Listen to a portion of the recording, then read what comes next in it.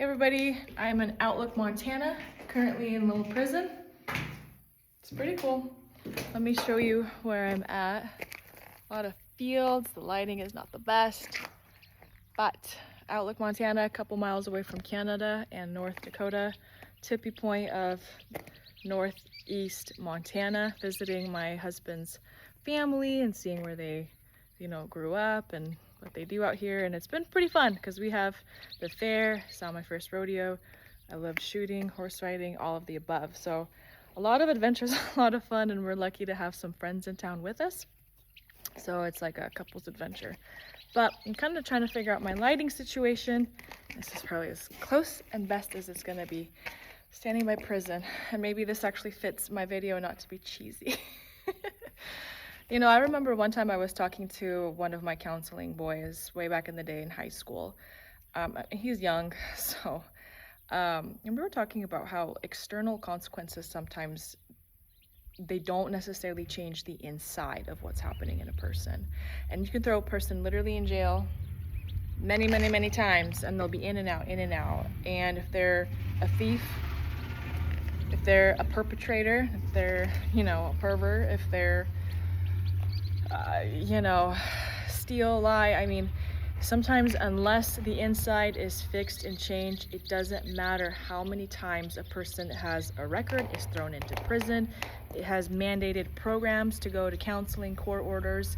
That can kind of help and motivate, but we all know that the best type of change is intrinsic motivation, which is a purpose and drive to change on the inside for something deeper, for you, for your sake.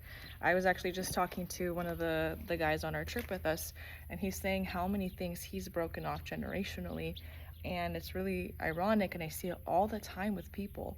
We're all like, families are like, yes, I want, my family, my kids to be successful.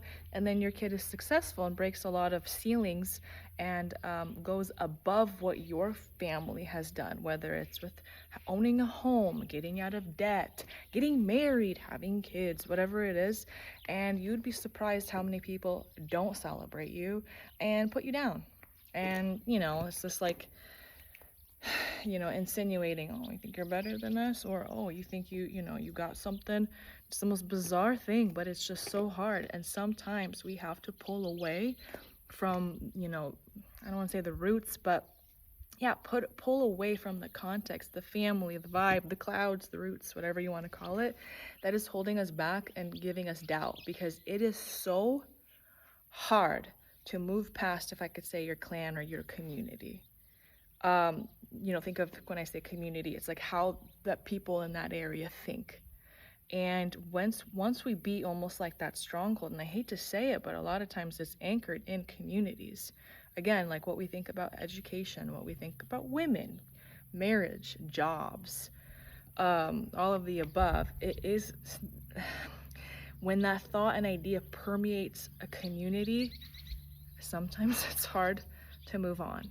But I don't know how much of that was kind of my topic today, and that was something that's on my heart, so I'm speaking it. But kind of going back to my original thought, a lot of times I hear people say things like, oh, once I move states, once I change jobs, once I go into the next relationship, things will get better. And while that is sometimes the case, especially if that's your revelation, especially if that's where God's leading you, especially when you have had signs, this is your place, stop being stubborn, move on. I'm not talking about that, but I'm talking about when people get hopeful, or when they get really disappointed that something is not working out over and over, and they're like, screw it, I'm just gonna bounce to the next physical context, again, relationship, a new state you want to live in. The problem that people are going to encounter is you can't escape yourself. A lot of times you're the one who got yourself in the same issue and situation to begin with. If you are repeating the same, again, thought patterns, decisions, operating out of fear, or being too, all over the place with how you make your decisions, let's say impulsive or irrational or impatient. If you keep repeating the same thing, and you'll see it on the outside and it comes from the inside, you will be in the same problem. I don't care if you move to Montana. It's amazing. It's beautiful. Montana is not what makes Montana great. It's what people, the people bring into it. How they farm, I mean, it's like this. If you, let's say, have a certain farming habit in Washington State, and you come out here and do the same exact thing, it might work. It might work if it's successful here. It might not. And instead of us pointing things on external things and blaming, it's the land, it's the soil, it's this. Although it can be sometimes, but generally speaking, when we are stuck in patterns, ask yourself, how do I participate or contribute in this situation? So sometimes though, on a separate note, sometimes birds are very loud. Sometimes what happens is what works in a previous context, like let's say I'm from Washington State, and how we do life and school and education and jobs and money works there. But sometimes when we are elevating and changing, again, context, places, life, that might not work later on. How I lived in Washington might not totally work how I do things and think about things in Montana. That doesn't mean I have to lose myself, but I'm just saying we also have to be rational and recognize, does this fit? Does this make sense out here? Let me give you an example, because I'm not talking about like good things and blessings. I'm talking about problems. So like, let's say when you are single, you are able to do things without necessarily consulting anyone or seeing what their opinion is. How is that going to fly when you're in a relationship or married and you're trying to live solo? If you're on a true team and partnership, that's not going to work. I hope you have a partner that calls you out and says, hey, I want to be included in these decisions, and what are your thoughts and where do we compromise? But if you keep everything to yourself because you're just used to being solo, and you might not even be purposely or consciously, being quiet, introverted to yourself. But again, what I'm saying is, in a marriage, in a partnership, relationship, or even business, that might not work. Is it because people are bad and demanding and want to know all the time what you're thinking, or they're just encouraging you to be a part of something and you're not used to doing that relationally? What about conflict, communication, resolution? I'll tell you right away, how we solve problems in my family growing up isn't really working out in my marriage in a good way. In our, like, my family context, here's the thing. We all kind of figure out what survival looks like growing up for us. And again, survival isn't just like, I'm barely scraping by. It's just, how do you go with the flow and make it in this family context without not having someone to belong to? And so in my family growing up, if there's an issue, okay, whatever, just take a breath, go to your room, go work on your project. And then once you've cooled down, calmed down, recalibrate, and just kind of move on. And it worked. It was fine. We had a lot of things that we all independently worked on. Yeah, that doesn't work in my marriage. Something is happening, and I didn't even realize I do this until my husband was like, what are you doing? Something comes up, I start to kind of go into my flight mode, sometimes shut down. Sometimes I'm just like backing away. Somehow I need to go into my office or whatnot. And he's like, hey, communicate, what's going on? What are you doing? And that is a shock for the nervous system to do something different, to feel and experience something different, especially when growing up, that's not what you're used to. So again, your nervous system is printed differently. Logically, rationally, you can totally understand, hey, I need to talk and communicate and express what's going on. But when that's not how your nervous system is formed, that is the cycle that you are breaking. That is literally what you are reprogramming in your nervous system. Here's another example. You have kids, and the kid's crying or whining, and they're just overwhelming you, and you're getting triggered, and you don't know what to do, and so you just keep giving them the TV, computer screen, tablet, phone, etc. And you might hate that you're doing that, but every time they start to get whiny and complaining, and I can't, I just give them the phone. Or you're the one that starts to push them away, and just you open up your phone, you start surfing and scanning and turning on all your apps. Pattern. If you don't like it, what's going on? Why are you doing that? And more likely than not, what I have encountered, I don't have kids, but I work with a lot of young moms. What happens is, if if you as an adult, when you were little, did not get self-regulation or regulating skills, your parent never sat with you and taught those skills of regulating and feeling frustrated but working through it and figuring out how to calm down. If you don't know, you never knew how to do that with, you never learned how to do that when you were a kid, you probably still don't know how to do that. And then when your child comes in and mimics the same situation, you're caught up. Now roles reversed, you're the adult, your child, your inner child, but your physical child is coming to you and saying, I'm hurting, or I don't know what I want. You just get irritated and triggered, and you do the same thing that you hated what your mom did. Shut it down, push you away, tell you you're whiny, or make you go to work or whatever. That's the thing, guys. We keep repeating generationally the same thing. Single, married, kids, business. It doesn't matter what context we're talking about. We are the common denominator. And the best thing that I have ever done is, and it takes a lot of humility, it's not easy, is to ask for feedback.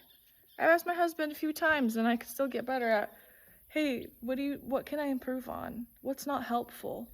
Where do you feel like I could grow and become a higher person in? It's not bad. Believe me, your core wounds will start to come out when someone gives you some loving advice and it's like, you think I'm not good enough? Or if your core wound is, unworthiness or whatever, that's the devil lying. And that's, again, exposure where you can heal. Not because you're bad and you're punished. No, because you can grow and heal in those areas. And so asking for feedback from friends, from family. I just remember one time I had a situation with my brother growing up, and it was the first time I ever noticed it. Because again, it takes sometimes people to notice and reflect and, verbally share things. I thought I was such a patient person, and I don't think I'm not in a lot of ways. But I remember we were in the kitchen together, and before I was married. And we kind of, in our family, everyone likes to have their kitchen to themselves for like their own space and turn on their own music. And it's kind of frustrating when there's another person there in your way. So I was in the kitchen first, and then my brother comes in. I'm like, okay, I'll just pull my stuff to the side. It's okay. I'm not going to say anything. I'm not going to be like, I was here first. And he's doing his thing, and he puts his knife or something on my station. And I'm just like, So I, quietly just take that knife and kind of put it back on his side. I keep working, continuing as if nothing happened, trying to be calm and nice and patient. And then this happened again, and I moved his knife again. And you know what? By the third time I looked down and his knife was on my station, I'm like, can you please just keep your stuff on your side? I'm trying to work here in the corner, and you keep putting your stuff on my side. And I just exploded at him. And he's like, geez, and he calls me out. He's like, you're just like so-and-so in our family who is quiet, doesn't say anything, doesn't give me a warning, doesn't give me a opportunity to correct myself, and then you just like blast and explode and yell at me. And I thought that was the funniest thing ever, because I realized it was so true. And I'm here thinking I'm being so patient and calm and quiet and nice. And that's the thing, like, from then on, I'm like, okay, I have a tendency to do that. I had no idea. They can't read my mind that I'm being nice and stuff. I should probably speak up as I go and ask, my needs or requests to be, respected as I go. That's just like one example out of many. Again, now in my marriage, I have a partner who helps me, and I'm with them. Okay, it's not just one person. We're here. It's called the attachment dance. He has something, I have something, and we kind of pull each other back into hopefully love and repair. Yeah. So the same way that you, like, if you've encountered a problem, a lot of times that thinking process or that thinking style that got you in the same problem, like, let's say you have a, practically speaking, a business, and you're in debt again, and you're trying to take the same methods that got you into debt, trying to get yourself out of debt, that's not going to work. Same thing as the same problematic behaviors that gets you into breakups or really painful conflicts. Maybe that is not good. Maybe we should stop it, do something different. Ask people to help you how to navigate differently, who know how to do life, who have a successful relationship, who are, experiencing wealth and abundance in whatever domain that you want to desire. You have to believe that, like, you repeating the same problem is only going to get you into a deeper, more frustrating problem, and you're burning through energy and resources. Stop. Get some help. It's humility, courage, vulnerability, whatever word you want to say. Hire people to help you. I have my community membership, the Talk Shop, starting in August, and the goal and idea of this platform is to bring women who recognize this isn't working. What can I do different? And it's not about shame. It's about, honestly, empowerment. Like, all the coaches I've worked with, in fact, I already hired someone who I am working with in terms of communication. Look at that. Communication. Why? Because I caught a couple patterns in my marriage. I just got married like a couple months ago. And it's not to say, oh, I'm so bad. No, it's to say, I don't like this. This isn't the abundant life. Me struggling to communicate when I'm, feeling vulnerable or whatever. I want to be able to communicate. I want to be able to regulate. I want to talk to a woman who's figured it out in some of these tricky dynamics that I don't know how to navigate through. And so I have been working with this person, and they have already helped me so much. Yes, I'm going to continue to grow, but the more I continue to grow and evolve and learn things from people who figured it out, the more my life becomes abundant, and the more I can help other people. So this community, we are going to have live demos, Q&A, group work. I mean, it's just, you have a space where you could do this with other women who are trying to break the same patterns and have the same issues. And again, only in that exclusive group do you have exclusive access to me. If you want to do some one-on-one, just like help me pointing out a couple things maybe in your situation that might be helpful in coaching you. All that information is obviously on my website, YelenaTalks.com. So anyways, hope this was helpful. Ask yourself, how do I contribute into this problem? What are my patterns?